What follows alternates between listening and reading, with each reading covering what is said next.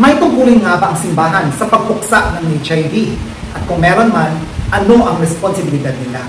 Sa Baguio City, binisita natin na ang Northern Sanctuary Metropolitan Community Church, isang LGBTQIA affirming na simbahan na may aktwal na ginagawa para tumulong sa HIV efforts sa Pilipinas. May mga simbahang kilala sa pagiging conservative at madalas tinututulan nila ang pagturo ng proper sex education. Masasabi natin isa ito sa mga dahilan kung bakit patuloy na dumarami ang HIV cases sa Pilipinas. Sa ngayon, lampas 40 new HIV infections na ang nire-report sa Pilipinas araw-araw.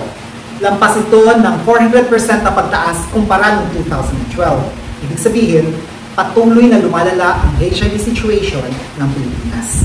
Para mapagsilbihan ang kanilang target populations, nag-o-offer ang Northern Sanctuary MCC ng HIV testing sa mga bars. Ito ay malaking no-no sa mga conservative na simbahan, pero necessary para sa Northern Sanctuary MCC para siguradong marating nila ang kanilang pinagsisilbihan. Actually, yung mga bars kasi, the owners of the bars are our friends. So ito na yung mga niche namin. So while going out, have fun, nandun kami. Tapos encourage our friends to come and join the activity as well. Simula kami magbigay ng HIV-related services. I think it was 2015 nung meron pang Rainbow Barracks. And at first, may nagbigay lang ng kits. And then after a while, we were picked to become the pioneer group dito ng CBS community-based screening ng RITM. And we've never stopped since then.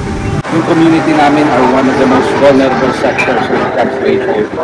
So we're serving our flock, we're serving our community. It is a way of our church to help our brothers and sisters who are in need, especially those who are experiencing difficulty. And since nga medyo HIV kasi, pabata kasi ng pabata yung mga natatamaan. And we encourage especially the parents to take part in this activity as well. HIV is still rampant right now.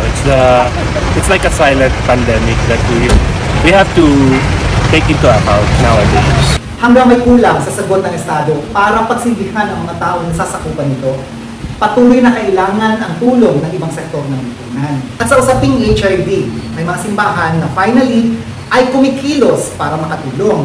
Mga simbahan na hindi discriminatory o judgmental. Ito ang mga simbahang mas aligned sa totoong turo ng Diyos. Ito si Michael Davitan para sa Outrage Magazine.